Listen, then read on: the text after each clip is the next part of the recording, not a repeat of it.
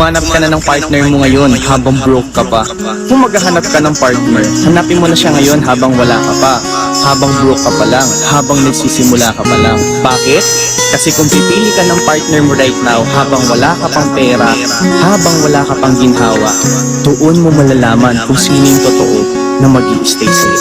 Yung hindi pera ang habol, yung pagkatao mo ang habol. Yung hindi ka iiwan kahit wala ka pang maibigay, yung susuportahan ka sa mga pangarap mo para maabot mo at pangarap mo rin para sa kanya. Ang tunay na pagmamahal, hindi nasusukat sa laman ng wallet. Nasusukat yan sa tibay ng tiwala at tibay ng samahan mo.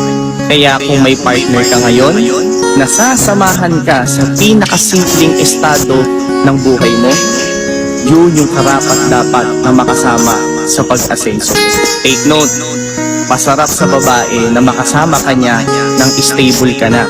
Kasi yun naman talaga ang karamihang hinahanap ng babae, yung stability at yung security niya sa'yo. Masarap din na yung nagkakilala kayo, nagkasama kayo ng mga panahon na walang-wala pa kayo hanggang sa pinagtulungan nyo na maging successful kayong dalawa at na-achieve nyo yung mga goals nyo nang sabay.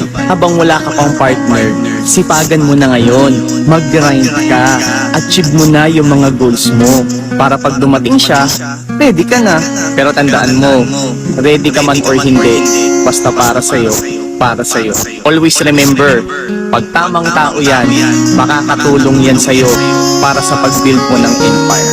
Kung nakarelate ka at sinasabi mong tama yung message ko, like and i-share mo to or repost mo na lang din.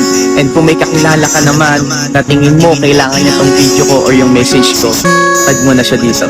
Yun lang.